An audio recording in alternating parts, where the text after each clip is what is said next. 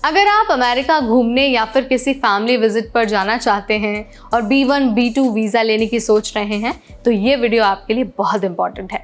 अभी हाल ही में Hyderabad US consulate में एक कैंडिडेट ने बिना किसी एजेंट के सिर्फ अपनी तैयारी और कॉन्फिडेंस के दम पर अपना वीज़ा अप्रूव करा लिया। तो आज के इस वीडियो में ना हम आपको उसका जो पूरा रियल इंटरव्यू एक्सपीरियंस है वो बताने वाले हैं। आपको बताएंगे कि उससे इंटरव्यू में क्या कुछ पूछा गया, कैसे रिस्पांस उस व्यक्ति ने दिया और कौन कौन सी चीज़ें आपको ध्यान में रखनी चाहिए ताकि अगर आपका भी वीज़ा इंटरव्यू हो तो आप उसे आसानी से क्रैक कर लें। नमस्कार, मेरा नाम है नेहा उपाध्याय और आप देख रहे हैं NBT टेक। तो देखिए, सबसे पहला स्टेप होता है VAC यानी कि वीज़ा एप्लीकेशन सेंटर का अपॉइंटमेंट। इस कैंडिडेट का अपॉइंटमेंट मई के पिछले हफ्ते में था। वो बहुत जल्दी पहुंच गए थे, लेकिन उन्होंने बाद में बताया कि अगर आप 30 से 45 मिनट पहले पहुंचते हैं तो भी काफ़ी होता है। VAC centre next Galleria mall से जुड़ा हुआ है, जो एक स्काई ब्रिज से, यानी कि लोकेशन ढूंढने में कोई दिक्कत नहीं हुई। वहाँ पर लॉकर्स भी मिलते हैं सामान रखने के लिए। VAC में आपकी फ़ोटो ली जाती है, फिंगरप्रिंट्स लिए जाते हैं और DS-160 फॉर्म वो पासपोर्ट वेरीफाई किया जाता है।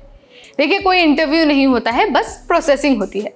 याद आपको ये रखना है कि यहाँ पर मोबाइल फ़ोन्स वगैरह अलाउड नहीं होते हैं। अब बात करते हैं असली दिन की, यानी कि वीज़ा इंटरव्यू वाले दिन की। तो देखिए, इस व्यक्ति की जिसकी हम बात कर रहे हैं ना, उसका इंटरव्यू मई के आखिरी हफ्ते में था।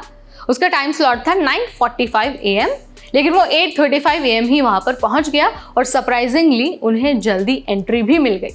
अब सुनिए कि क्या क्या सवाल उनसे पूछे गए। तो देखिए, सबसे पहले सवाल पूछा गया कि आप अमेरिका क्यों जा रहे हैं। दूसरा सवाल पूछा गया कि कहाँ कहाँ घूमने का प्लान है।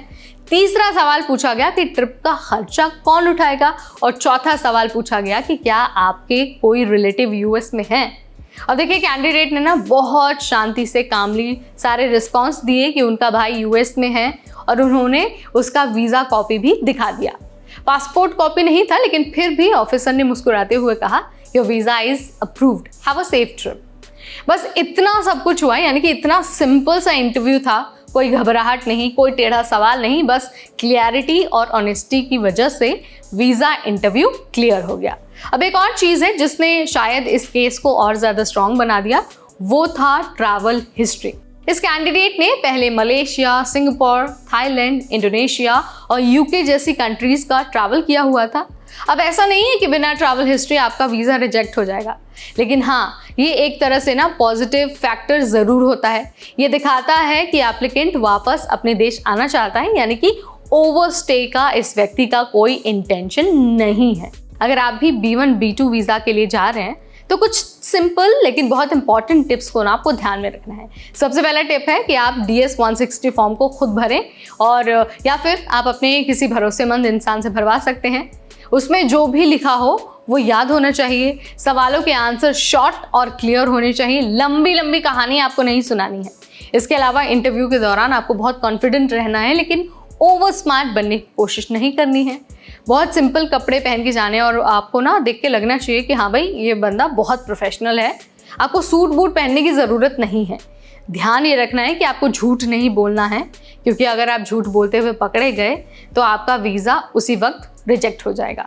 और सबसे ज़रूरी बात है कि अगर आप जेन्युइन हैं तो आपको डरने की ज़रूरत ही नहीं है। सारे डॉक्यूमेंट्स अगर आपके पास हैं, अपडेटेड हैं, तो आपके लिए जो इंटरव्यू का प्रोसेस है ना, वो एक तरह से एक रेगुलर टेस्ट जैसा लगेगा। तो भाई, ये था एक real B1 B2 visa interview का पूरा एक्सपीरियंस हैदराबाद कॉन्सुलेट से। अगर आपको भी वीज़ा इंटरव्यू के लिए जाना है तो जो चीज़ें मैंने यहाँ पर बताई हैं ना, जो टिप्स मैंने आपको दिए हैं, वो आपको ध्यान रखना होगा। मुझे उम्मीद है कि इस वीडियो ने आपकी मदद ज़रूर की होगी, आपके लिए हेल्पफुल ज़रूर लगा होगा। तो वीडियो अगर पसंद आया है तो इसे लाइक और शेयर करना बिल्कुल ना भूलें।